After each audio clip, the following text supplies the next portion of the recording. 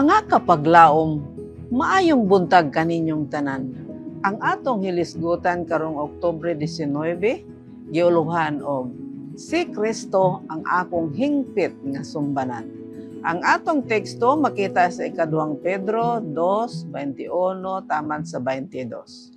Kaysa maong pagawi, gipanagtawag kamo, maingon nga alang kaninyo, miantos man usab si Kristo nga nagbilin kaninyo usa ka paning-ingnan aron kamo managsunod sa iyang tunog. Siya walay nahimo nga pagpakasala, walay kaplagan limbong diya siyang baba. Kapag laom, si Kristo maong atong sumbanan sa tanang mga butang. Diya sa pag-amuma sa Dios, ang iyang sayo nga kinabuhi giluwas didto sa Nazaret. Diin ang mga lumulupyo didto adunay kinaaya, diin siya sa kanunay nakahimamat sa mga tentasyon. Ug gikinahanglan alang kaniya nga kanunay babantayan aron magpabilin ang kaputli ug walay buling taliwala sa daghang mga sala ug pagkadaotan.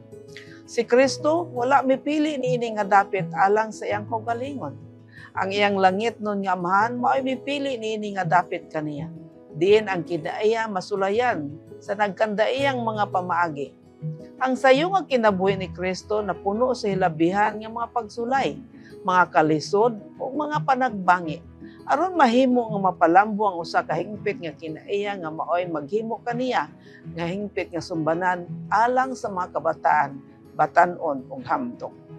Ang kinabuhi ni Kristo gituyo aron mapakita nga ang kaputli, ang kalig-on sa mga prinsipyo wala nagadepende sa usa ka kinabuhi nga gawas nun gikan sa mga kalisod, kakabos ug kalisdanan. Ang mga pagsulay ug mga kalisod nga mao'y sagad kinabagulbulan sa daghang mga batan-on giantos ni Kristo sa walay pagbagulbol ug kini nga pagbansay mao gayud ang kasinatian nga gikinahanglan sa mga batan-on nga mao'y maghatag og kalig-on sa ilang kinaiya ug mao'y maghimo kanila nga sama kang Kristo lig-on diha sa espiritu aron sa pagbuntog sa tentasyon. Dili sila kung ugaling malahi gikan sa impluwensya ni adto magapatipas kanila ug mudaot sa ilang mga moralidad, mabuntog sa mga pamaagi ni Satanas. Pinaagi sa matag adlaw nga pag-ampo ngadto sa Dios, sila makabaton sa kaalam o grasya gikan kaniya aron sa pagsagubang sa mga panagbangi ug mapintas ng mga kamatuoran sa kinabuhi ug mogawas nga madaogon. Kapag laom, ang pagkamaong ingon o kalinaw sa paghuna-huna, magpabilin lamang pinaagi sa pagkamabinantayon o pag-ampo. Ang kinabuhi ni Kristo, usa ka sumbanan sa nagapadayon nga kusog.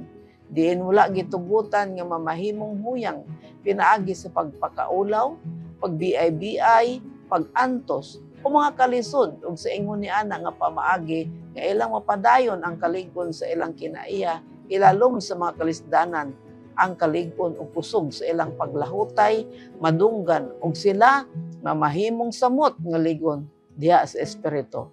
Magampo kita. Diyos ug may gugmaon namo nga man sa langit. Salamat nga imo kaming gihatagan og sumbanan.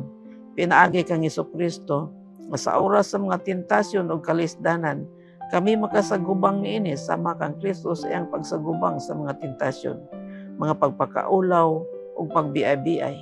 Tabangi kami Ginoo nga unta kami magmilanampuson sa ngalan ni Hesus. Amen.